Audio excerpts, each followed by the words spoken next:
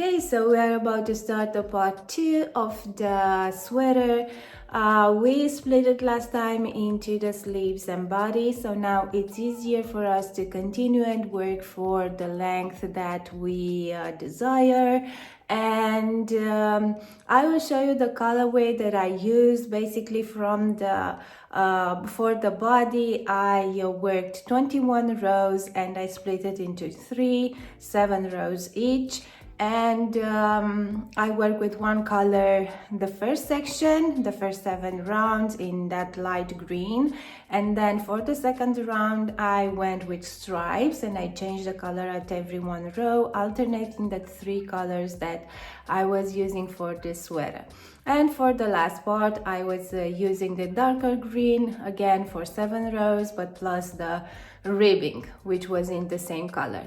So I will suggest, if you work a different size or you wish for a different length and you want the same blocks and stripes thingy, to just divide the number of rows into 3, so to have those 3 sections, and also to have an uneven number for each section, because you will want to somehow to start with one color and finish with the meaning not to end up with the last row of your stripes to be the color that you need to start the third section. Well, it's not gonna be a big deal, but anyways, just in case.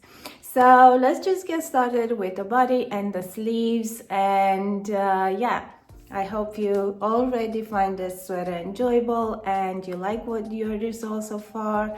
So let's do it and finish this. Okay, so now after finishing the splitting round, we will continue to work the body section. And as I said, for the length I chose to work 21 rounds, and I will divide this into 3 sections. So the first section of 7 will include this dividing round, separating round. So now I just turn. I'm trying to make my stuck single crochet stitch at the beginning, but if you find it easier, you can work like a 2 chain or 3 chain, depending on how do you wish to start your round. And we will work 6 more rounds in this khaki color. And then we will start working on the section number 2. So now I will continue to work, and because I turned around, my first section is the armpit chain. If you are starting, if you started your separating round with a sleeve, that means that when turning you will start working with the back panel, so you will have to work in a different direction, but I do hope that this will be helpful for you as well. You can find direction in the written instruction about the separating round starting with the back panel and the separating round starting with the sleeve. So now we will continue and work in double crochet stitches until we will have this 7 rounds completed. Okay, and now after finishing this set of 7 rounds, we will start working again 7 rounds, but this time we will work in stripes. I will start with the silver color because I want to follow the same order of the colors. So my first color was silver, then I worked with that dark green, which is called conifer, and I will follow the same order. So now I will switch to silver, and we will change the color after every row. So, and you don't need to cut the yarn. Simply when after making that invisible slip stitch from back to front, you will simply pull through the loop of through the working loop your next color that you want to use. So now, starting with the silver color, I'm making sure that I turn my work, because we will continue to turn after each round. So I will work 2 stalk single crochet as well, and then we will continue to work this round in silver color, and the color will be the same. So we will work with silver, conifer, and then khaki, and we will repeat until completing 7 rounds. So the last one will be also in silver, because we have 3 colors.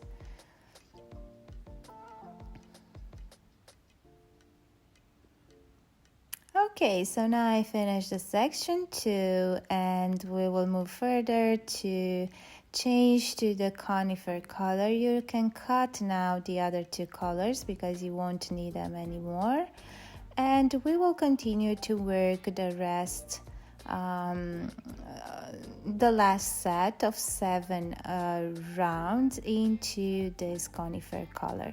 If you prefer to work more rows for the body, you can add. Anyways, for the sleeves I worked 10 rows in the last section, so it can be you can add these 3 rows as well, or if you want, you can split them exactly the number of rows that you wish to make for the length, to split them by 3. So this will be up to you, depending on the number of rows that you want to make and how do you want your colors to be. Maybe you don't want stripes, or maybe you want only stripes, or maybe you want to work in one single color. So it is up to you. And now that we finished with this, I will switch the hook size to a 4.5 millimeter to work the bottom ribbing, because we are here and we will work it right now. You can switch to a even smaller hook size if you want to make the bottom ribbing even narrower. I will just simply go and work with a 4.5 millimeter crochet hook. For the sleeves I used a 4 millimeter hook size, because I wanted to make the cuff smaller without necessarily working some decreases. So now, depending on the width of your ribbing, you should chain the number of stitches that you wish for your ribbing. I made in total mine of 7 stitches, and then starting with the second stitch, you will single crochet into each chain.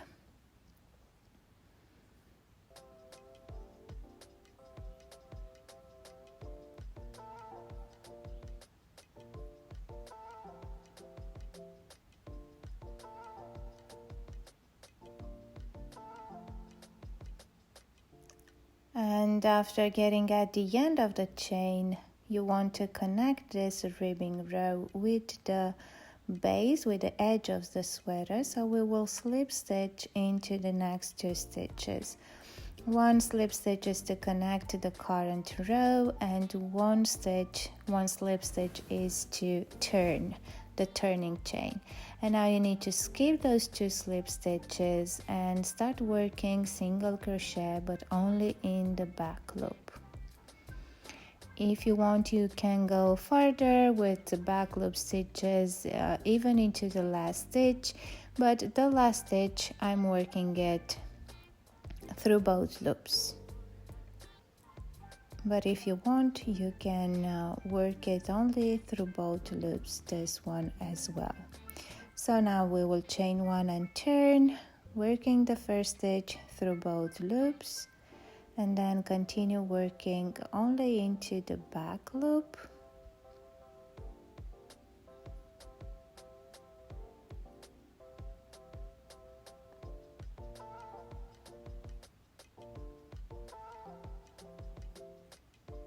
Until we will get to the edge of the sweater, and then we will slip stitch 1 slip stitch into the next 2 stitches of the sweater edge, the bottom edge. And then we will turn and we will repeat these 2 rows until we will complete the entire circumference of the sweater.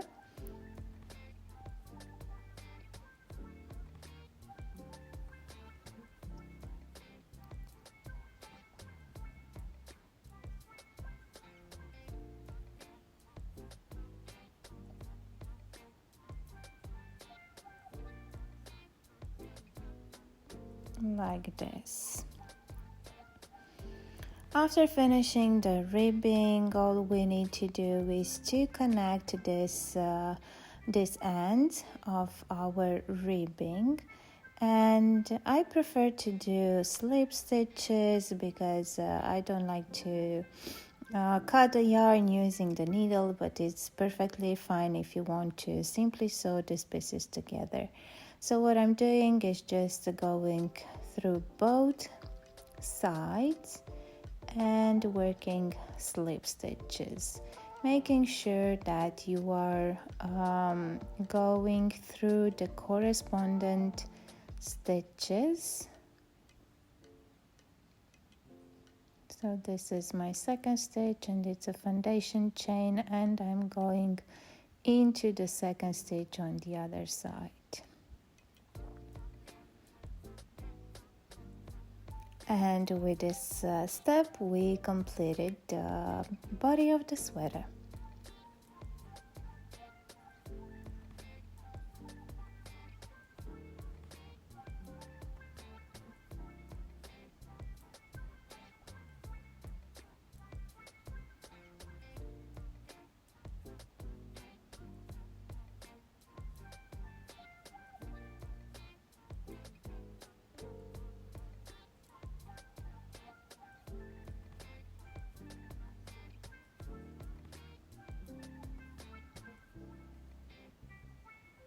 Okay, now I'll chain 1 and we can cut the yarn. You should let it longer so you will be able to weave it in at the end. And now we need to start working on the sleeves. So this is how it's looking so far. The sweater, I think these colors are matching pretty well, although I wasn't sure at the beginning. So now we have 21 rows, and we will need, because on the separating row we didn't work the sleeve around the sleeve, so we will start into this khaki color, the lighter green, and we will start working the sleeves. So you need to make sure on which side you need to work, because you will need to work on the wrong side of the previous sweater, of the previous round, because we want to keep the same look of the stitches, and we need to turn after each round on the sleeves as well. So I just connected the yarn, the new yarn, at the armpit, and I prefer to work in between the stitches on the armpit chain, because otherwise you will have only one single strand of yarn from the armpit chain, and I don't want the stitches or at the armpit to be too loose. So I'm going in between the stitches. And where the body meets the sleeve, you will have a side row stitch, which is from the with a side row stitch, a double crochet, which is from the separating round of the body. And we want to fill this and not letting as a gap. So I will work 2 stitches together with my last stitch from the armpit and the top of that double crochet, and then I will go into the bottom of that double crochet and working it together with working 2 double crochet together with the next stitch, which is the first one from the sleeve. So this will add a few stitches. If you feel that it's a gap, you can go into the body stitch and then continue working the sleeve stitches. This will add stitches on your sleeve, and it's not necessarily a bad thing, but it will cover these gaps that might be created if you're skipping that side row. So into the other side we need to do the same. So I just worked the last stitch of the sleeve, and now I will go into the body stitch and working it together with the bottom of the side row double crochet, and then going into the top of that stitch and working it together with the next stitch from the armpit. Okay, so we finish this in the same manner as in the other side, and now we continue to finish our armpit chain stitches. We still have one more, and we will join with the first stitch. So now for the sleeve, we will continue and repeating the same color pattern. They are not shaping for the sleeves, or they are not tapered, but if you want you can do that by adding a few decrease rounds if you prefer them to be narrower as you're going closer to the cuff. So I will repeat the same pattern, but because I needed a bit more length for the sleeve, in the last color set, in the conifer color, I worked 10 rows instead of only 7, because I needed a bit more length for the sleeves than for the body.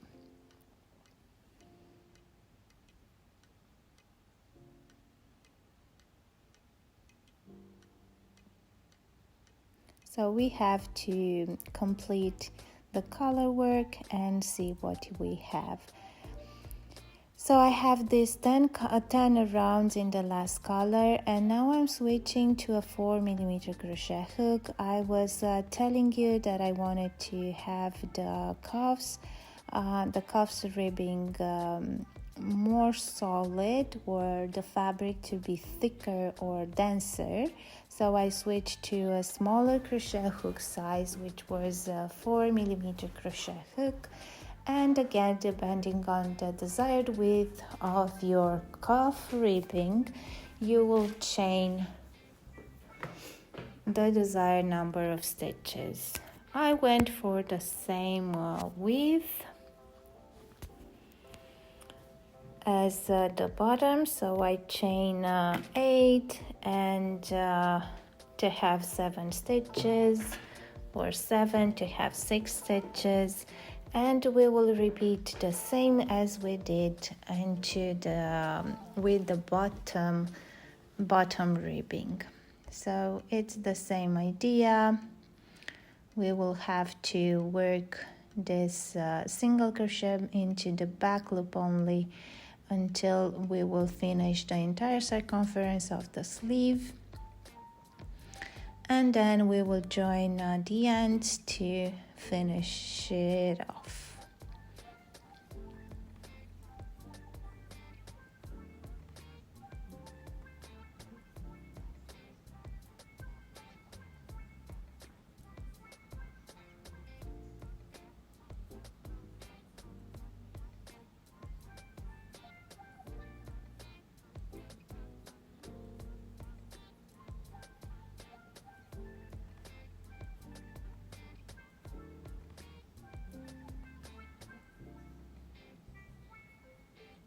Okay, so let's just continue and working the cuff ribbing.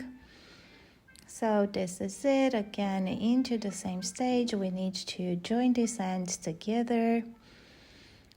Depending if you have an even number of stitches or an uneven number of stitches, you might end it up at the base of the ribbing or on the top. But it doesn't matter, you can simply join them using slip stitches. I'm looking to see how the stitches are laying down, and I will try to grab only the front loop of my last single crochet row, because maybe in this manner I will be able to recreate the ribbing pattern on the joining as well, to look as much invisible as it can be. But it won't be that noticeable anyways, because yeah, who's looking at this at the seaming? Anyways, if you want to try and make it as neater as possible, you can try to grab only the front loop. And after completing with this ribbing, you will have to follow the same pattern for the second sleeve. And we have only one more thing to work, which is the neckline ribbing. And I'm excited to finish this sweater with you. Okay, this was the last slip stitch. Now chain one to secure and cut the yarn, leaving a long tail to be able to weave it in later, or right now if you want. Okay, it's not that bad. So let's just repeat this one more time on the second sleeve, and then we will move to the ribbing, to the neckline ribbing. So here are both sleeves. Now we will move forward to the neckline ribbing. I wanted to use the dark green, but I didn't have left enough to complete this neckline. So the second option was to use the khaki color, but I decided in the end to use the same silver color. So I will start somewhere into the side, and then we will work one round in single crochet stitches to make our base for the ribbing, because we have also side rows on the front panel, and we want to make it as neater as possible. So when you are getting into the side rows, the rule or the proportion is to work 2 single crochet into each side row. But if you feel that your tension was looser, for example, and your side row double crochet is taller, then maybe you will need to work more. As you can see, I'm using the same 5.5 millimeter crochet hook for this action, but then we will switch to a smaller hook size. And again, for example, if your side row is shorter, for example, when you work the chain stitches at the beginning, maybe they are tighter in tension, and you feel like the single crochet will be too close together, then you might skip one stitch. So this is depending on your tension for this single crochet row, and also the tension that you had when working the stitches into the rows from the yoke. So now we will continue and work into the same manner until we will get to the end of the row. So we will work single crochet stitches all around until getting to the end of the row.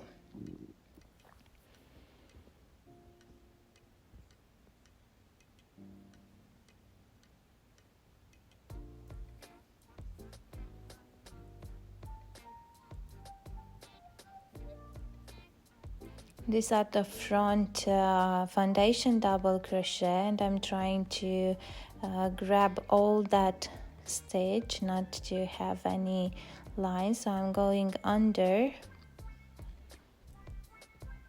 a bit.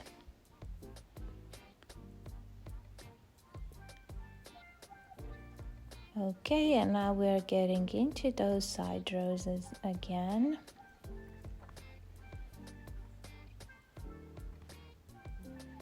And the same, I'm trying to another important thing, so that this edge will look as neater as possible, is not to work below the stitches but trying to get into those stitches. If you have chain stitches at the beginning, try to go into the chain stitch, and if you have a double crochet at the beginning, try to get with your hook through that stitch, because this will look neater than if you're going below, because when you're going below you might get even lower or higher, and this will not look nice.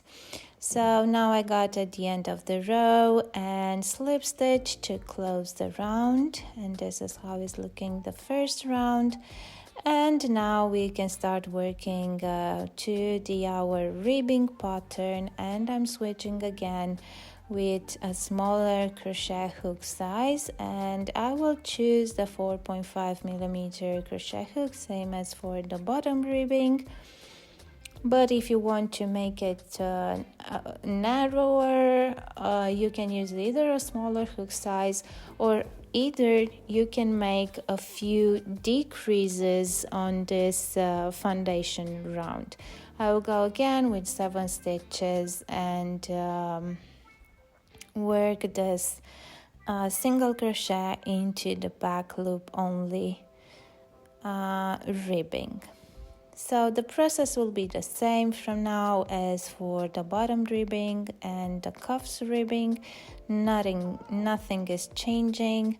If you want to make it wider, you can simply start with more chain stitches. And if you want this ribbing to be thinner, you can work less stitches, or of course that you can make any other stitch pattern that you would like to finish off this neckline. So I will let this up to you. So now we will continue until we will finish the neckline, and at the end again we are on the same step to connect this ends. And basically with this step we only have to weave in all the ends that we have, and then blocking if you think that is necessarily before wearing the sweater. And yeah, this was basically it. I really hope that you enjoyed this tutorial. Don't forget to check the first part of the sweater. I will put it the yoke part because I uploaded this tutorial into 2 separate videos, but I will link all the other one into the description box, and you will have the link along somewhere on the screen. So yeah, thank you so much. I hope you like your sweater.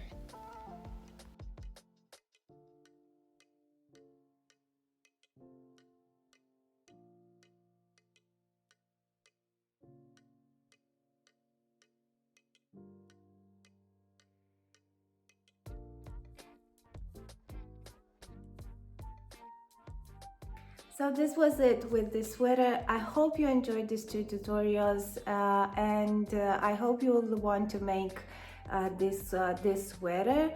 And yeah, I love this fit so much, so maybe you will see some more tutorials with this fit, maybe for something for a different season, a t-shirt or something else.